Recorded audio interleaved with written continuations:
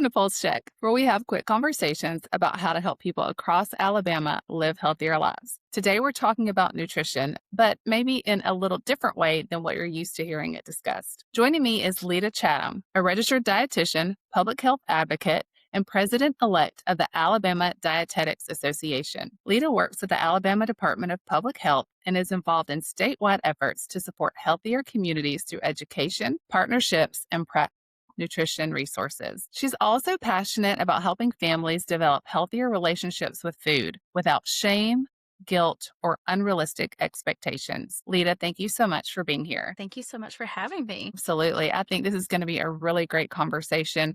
Food is always a hot topic. Tell us a little bit about the Everybody campaign. What is the For Everybody campaign, and what message are you hoping Alabamians take away from it? Absolutely. So, the For Everybody campaign was developed by the Alabama Wellness Alliance. That is an organization made up of volunteers from across the state who are working in areas, organizations, even just citizens who are interested in the topics of health that come together and work on things to improve the health of our state. So the For Everybody campaign is a campaign that was developed to spread messages of healthy behaviors, so eating more fruits and vegetables, drinking water, being physically active in ways that feel good to you and that you enjoy. And we really wanted this For Everybody campaign to be just like it says, for everybody. So it's kind of a play on words, of course. But, we want people to know that no matter what your age, no matter your ability level, your background, where you're starting, healthy behaviors are for you. So whether you're starting, from scratch and you're just learning to eat more fruits and vegetables, you're just starting kind of a physical activity routine, maybe you just are starting out going to the park and walking, that sort of thing.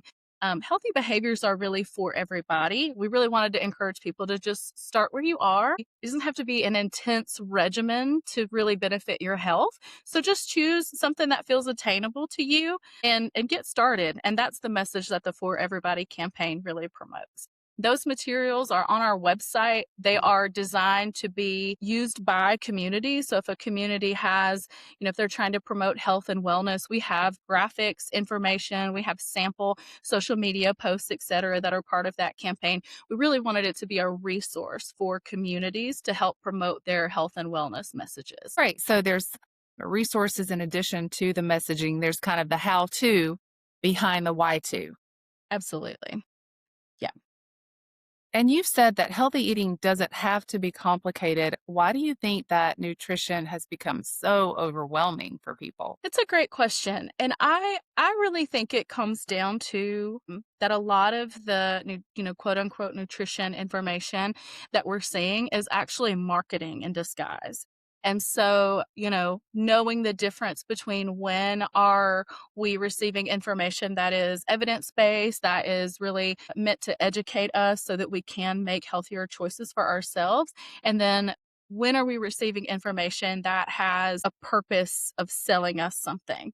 And it can be really tricky to pull that apart, because I think as consumers, we're pretty savvy to when we're being sold to, and we don't really like that feeling unless that's what we're looking for. So I think people who are trying to sell certain things, even if that's them selling us their presence, if they're wanting to, use our fear. Sometimes people promote messages that maybe press on certain things that we're nervous about, like health. People can be really concerned about their health or what types of foods they eat, etc. And so people who are wanting to, either loop us in so that we'll keep coming back to consume their content, or whether they're wanting to sell us a certain product, they know that we're pretty savvy to when we're being sold to. And so a lot of times people and organizations try to package that information in a way that feels like education.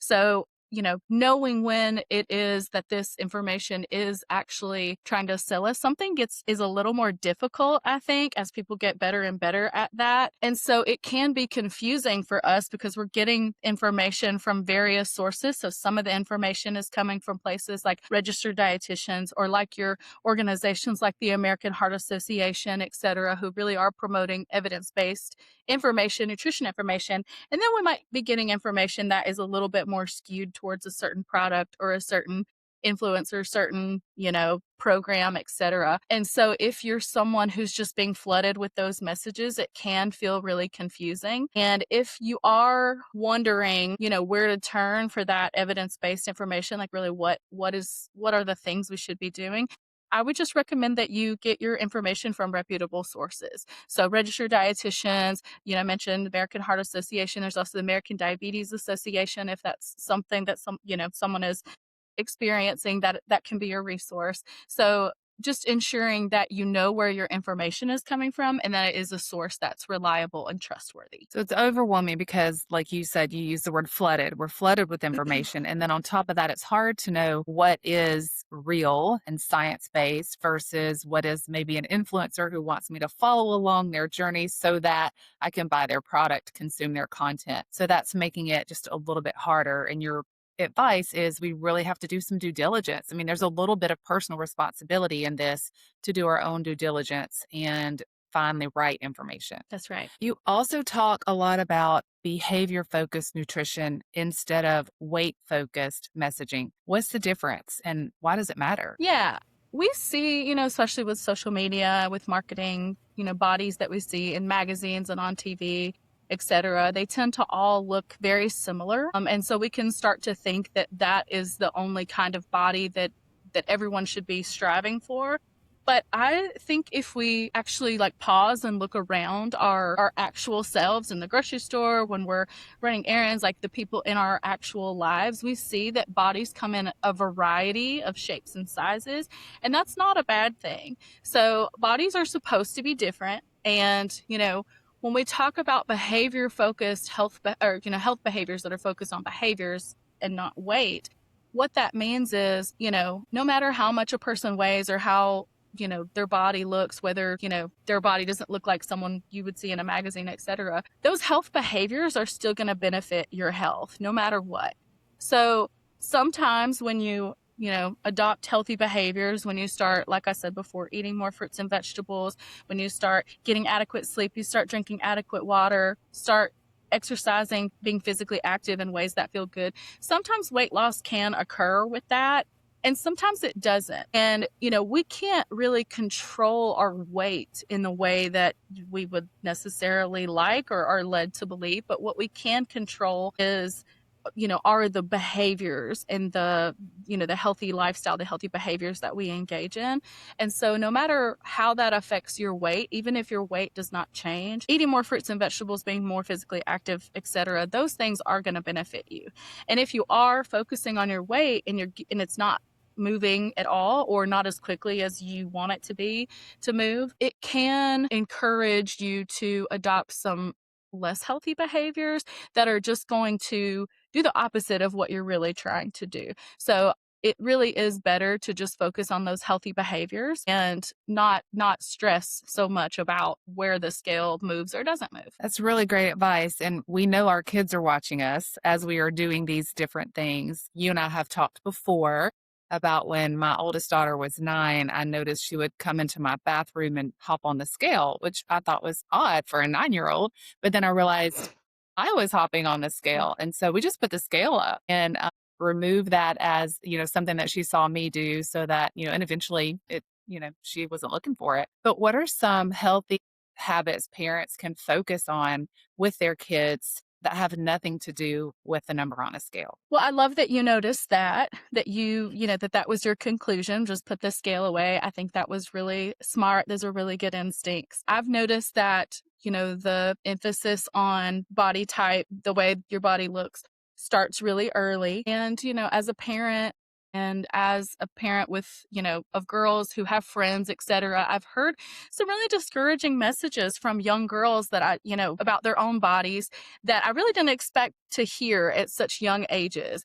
And it does make you wonder, where are they getting those messages? And it really is there are a variety of places where girls and young boys too, where people, young people are getting these messages from. So social media, of course, is a big one, but also, just like you mentioned, your daughter was watching what you were doing. And so, whether it's at school, if they hear their peers or their teachers, making comments about bodies, whether that's their own body or, making observations about other people's bodies, especially hearing parents or seeing what they're doing. If we're, trying on a certain outfit and we're pointing out things that we don't like about our bodies, then our kids might hear those messages, are likely to hear those messages and think, oh, this is something I need to be concerned about, also for my body. And we all have our insecurities. I don't, we've all experienced the messages of diet culture, etc. So it's not likely that we're all going to turn around and just love everything about our bodies, of course. But I think focusing on, speaking kindly to ourselves, like if we're feeling really self-conscious about a certain thing, what would we tell a friend that was feeling the same way? We wouldn't say the things to our friend that maybe was feeling insecure about a certain part of their body. We wouldn't say the things to them that we say to ourselves. And so what we say to ourselves, and sometimes it is verbal, of course, our kids do hear what we say. They also watch what they do, and they can tell, they can pick up on our stress, etc. If we never will get in the pool because we don't want to put on a bathing suit, etc. Like they do notice those things. And so I think, for me personally, it's about what kind of life do I want my daughters to be able to live? How do I want them to treat their bodies?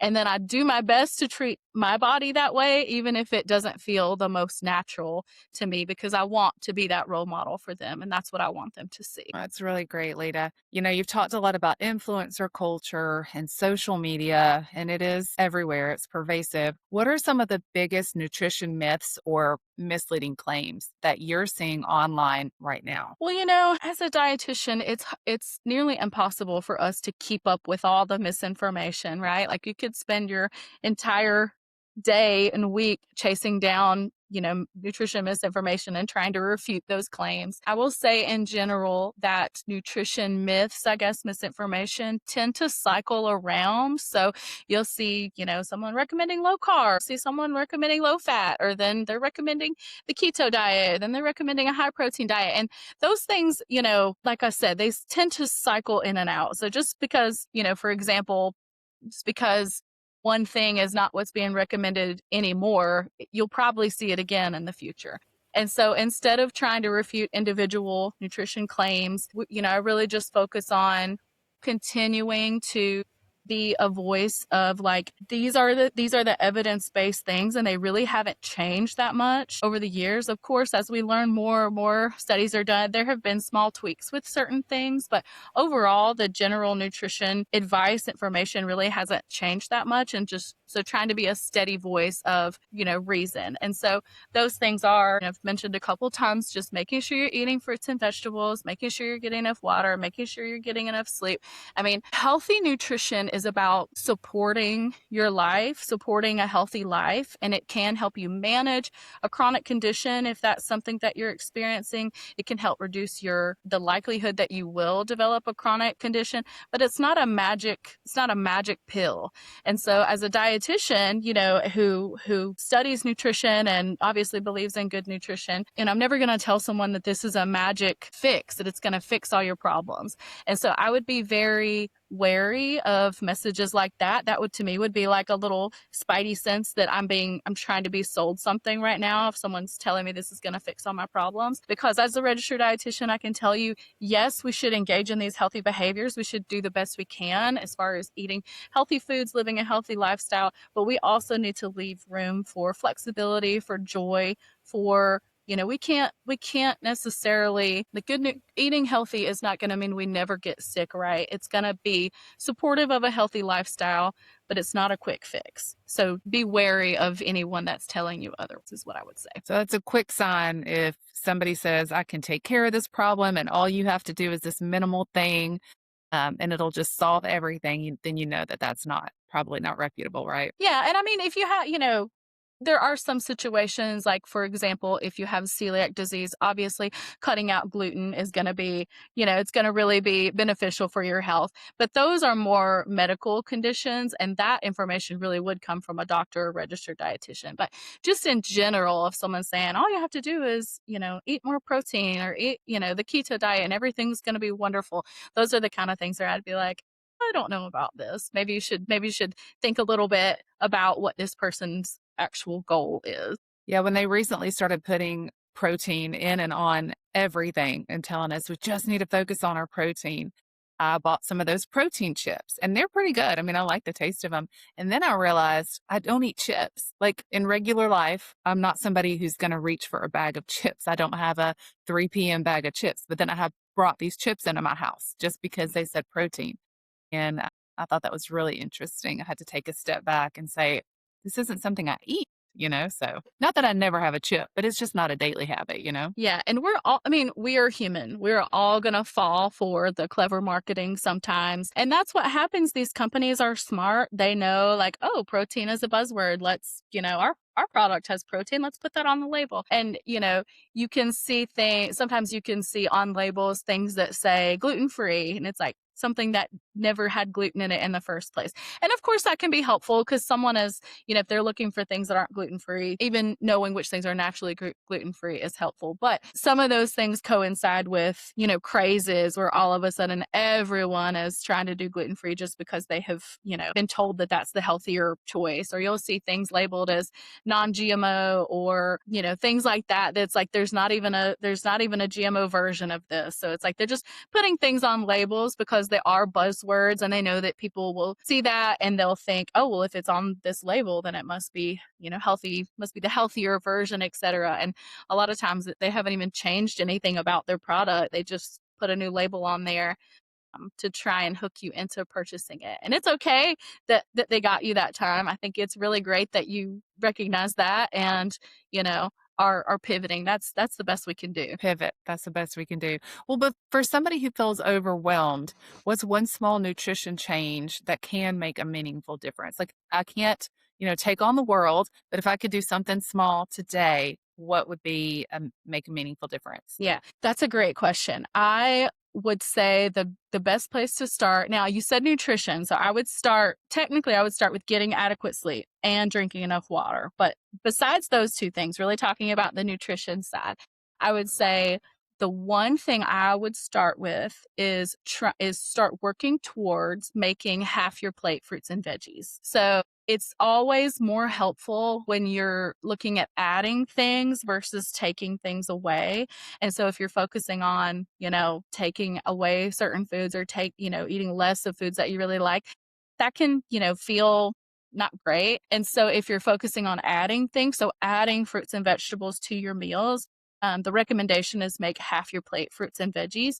So and you don't have to eat fruits or veggies that you don't like. So finding, maybe it's experimenting with vegetables that you haven't tried before or different cooking techniques, to see what you might like. And, fruits and vegetables both. Maybe do some experimentation and see what you like. But start, even if if you're not currently eating any fruits and vegetables, maybe add a little something to your plate and start working up towards making half your plate fruits and veggies. Good advice. So you don't have to start today with half the plate, but let's get something on the plate. Let's open a can of green beans, put a little beef broth in there for some flavor, and just start with a portion and then work up. Absolutely. And frozen like you said, canned and frozen vegetables are perfectly fine choices as well. As a busy parent and someone who works, frozen veggies save my life every night or a lot of nights. So there's no shame in that either. So just to experiment with different things. If you're working a busy,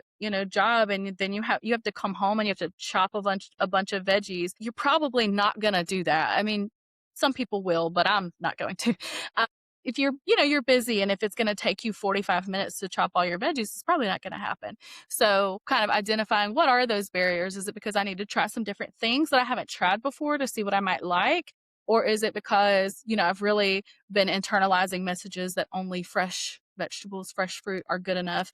And maybe I can branch out and try some other varieties like canned and frozen, except to help me add those things to my plate. I love that. It reminds me of something I saw recently on a reel, and this gentleman said, it's okay to suck. It's not okay to skip. And the message behind the message was just do it, get started, do something. It doesn't have to be perfect. We tend to think if I can't execute flawlessly, then I'm not even going to make the attempt. But it's okay to suck. It's not okay to skip. Right. I love that. I love that. So, what are some unique challenges facing people in Alabama, families in Alabama right now regarding their health, their nutrition? Yeah. Well, Alabama ranks high in most, chronic conditions across the board. So heart disease, diabetes, we rank higher in those chronic conditions that, have poorer health outcomes. We also rank really high in food insecurity. So food access is a concern.